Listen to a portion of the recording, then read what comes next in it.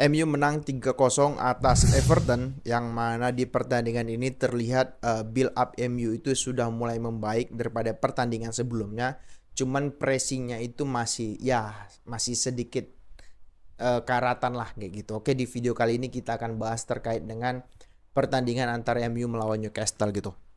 Begini, sebelum terjadinya gol itu gitu kan, sebelum terjadinya gol itu aku melihat startingan apa aku lihat ada nama Luke Shaw yang masuk sebagai bek kiri, artinya dia sudah pulih lah dari cedera ya, tinggal nunggu Lisandro, tinggal nunggu Casemiro, kemudian Varane juga gitu. Artinya semua squad itu sudah kembali, yang kemudian nanti bisa membawa MU lebih baik lagi lah, mungkin tidak juara, tidak main bagus, cuman at least bisa lebih baik lagi gitu. Nah, kalau banyak orang membicarakan terkait dengan gol Garnacho yang salto gitu ya, golnya bagus, cuman aku nggak lihat golnya, tapi proses golnya itu kan di menit ketiga itu luar biasa, prosesnya luar biasa gitu. Ada mereka passing kiri kanan, Dalot masuk ke tengah memancing back kirinya si Everton, kemudian Rashford mendapat ruang yang cukup lebar di sebelah kanan, kemudian Lindelof itu long ball kepada Rashford, kemudian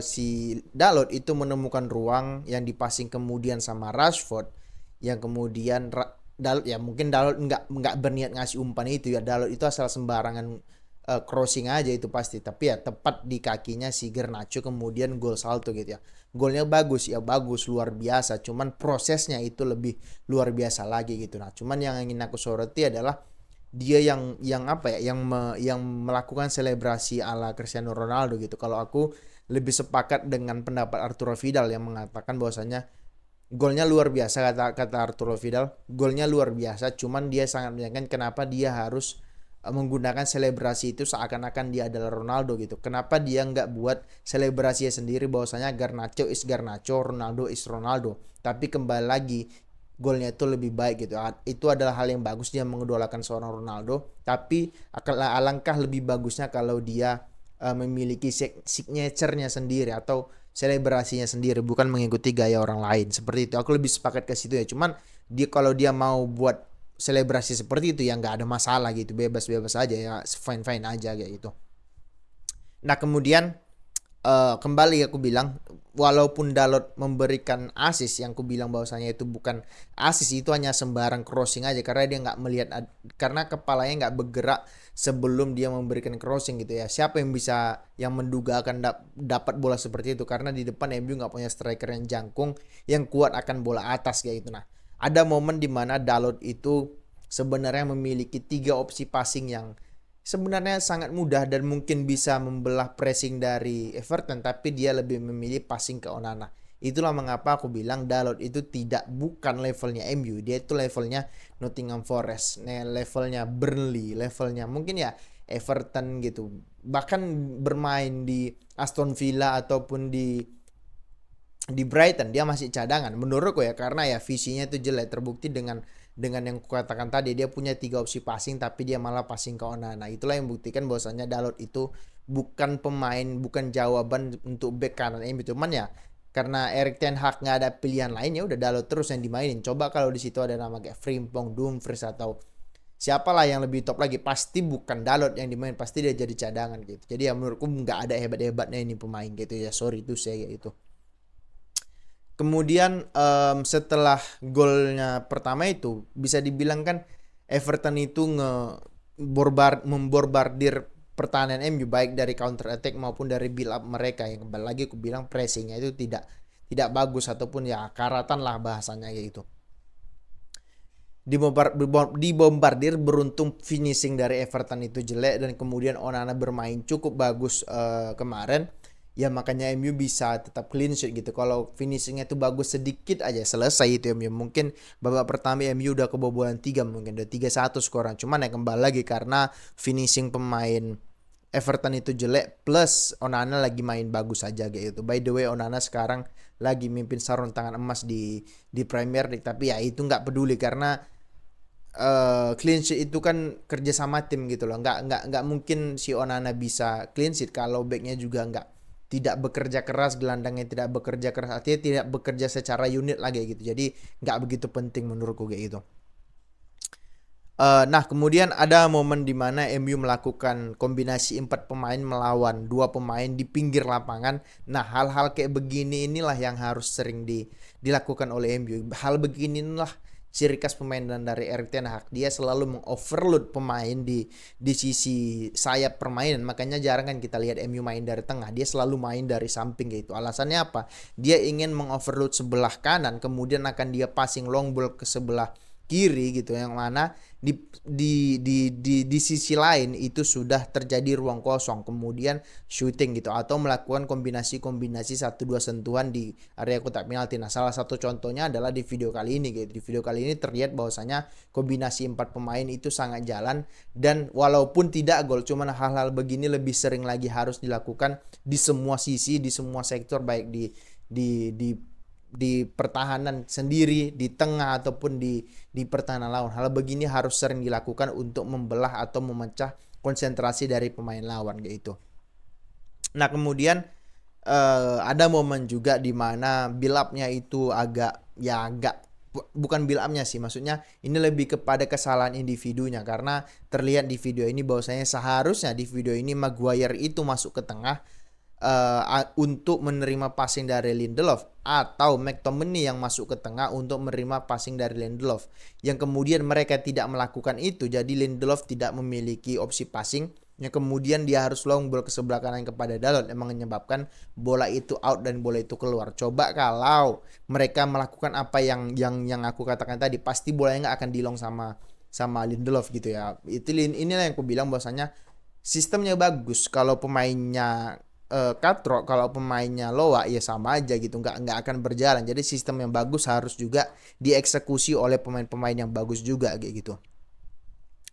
Nah, kemudian bicara masalah visi lagi gitu. Nah, disinilah terlihat bahwasannya Martial ini juga bukan level MU, atau ya pemain ini mediocre. Level dia ya level ya kayak Everton, kayak mungkin ya West Ham, ya kayak gitulah, bukan level tim-tim papan atas lah kayak gitu. Karena di video ini terlihat dia memiliki banyak opsi passing. Yang pertama bisa ke McTominay, bisa ke Bruno ya kalau nggak salah, kemudian atau bisa kembali lagi ke Luxo, tapi dia lebih memilih menahan bola yang kemudian terebut sama pemain Everton kayak gitu ya. Coba itu berada di dekat kotak penalti, kan itu berbahaya dan bisa di counter kayak gitu ya. Beruntung aja bola itu tidak bisa di counter oleh pemain Everton. Jadi ya kembali lagi aku bilang, walaupun Martial cetak 1 gol ya, proses golnya juga bagus, nanti kita bahas. Cuman setelah itu dia nyaris nggak kelihatan kayak itu, sama seperti Garnacho setelah mencetak gol yang spektakuler, menurutku setelah itu dia nggak banyak juga kelihatan, nggak banyak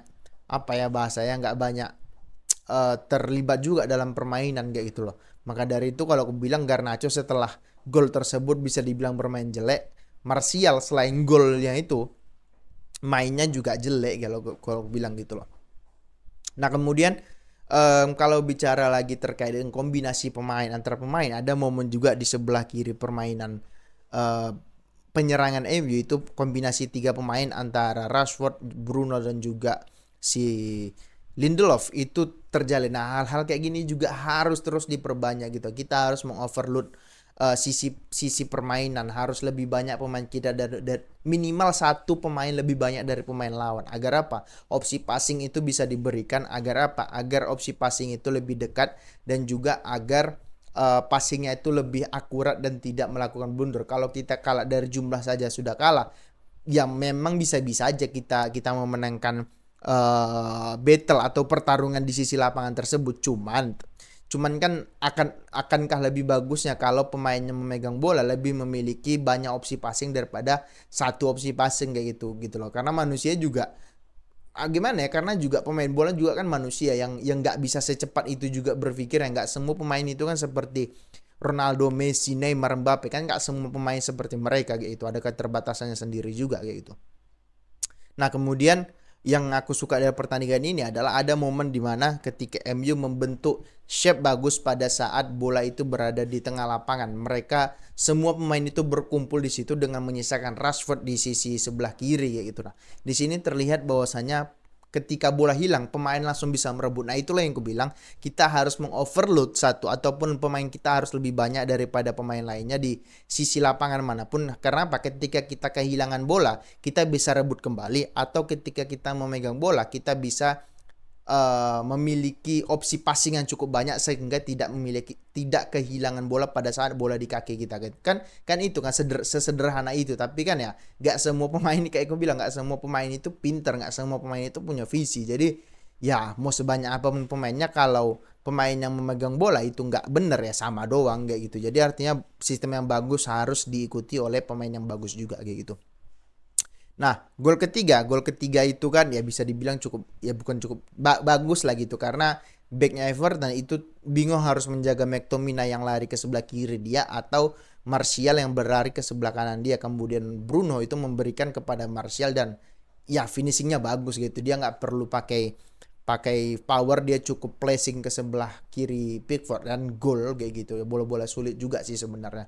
Nah, di selanjutnya setelah gol ketiga itu bisa dibilang ya pertandingan selesai gitu, karena udah 3-0 itu di menit ke 70 ya, 70 atau 70 sih kayaknya, 70 ya. Everton udah effortless, udah kayak ya udahlah, udah selesai ini permainan, karena mau cari 3 gol melawan tim yang sedang kepercayaan dirinya itu terbangun karena sudah mencetak 3 gol agak sulit gitu loh, kecuali memang mereka sebelum lagi kalau kita bahas mereka memiliki masalah yang cukup serius, yaitu pengurangan 10 poin oleh FA karena ya disinyalir mereka melanggar financial fair play kayak gitu.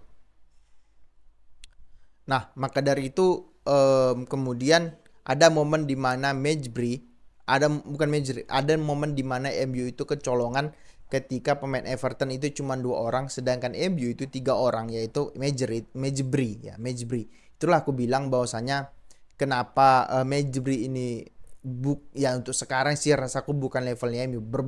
Rasaku bakatnya nggak begitu spesial, tidak sespesial si Maino kayak gitu loh, karena ya visi dia cuma segitu. Di video ini terlihat bahwasanya seharusnya dia mengikuti pemain Everton ini, cuman dia malah melepas yang ujungnya ya beruntung si Onana keluar dari gawang ya, kalau enggak dia bisa crossing, bisa membahayakan pertahanan lawan juga, pertahanan sendiri juga gitu kan. Jadi ya menurutku ya seharusnya hal-hal kayak gini harus diperhatikan lagi oleh para pemain, oleh para oleh para apa ya bahasanya, para pemain, oleh para staff, para pelatih juga dimanapun, bahwasanya hal-hal kayak gini nih nggak boleh terjadi di lapangan kayak gitu. Pemain yang tidak melihat kiri kanan, pemain yang tidak scanning ketika tidak menerima bola itu kan. Yang penting kan dia harus melihat kiri kanan depan belakang sebelum dia menerima bola, agar apa, terekam di kepala dia ketika bola ke dia bisa passing kemana gitu, karena dia sudah tahu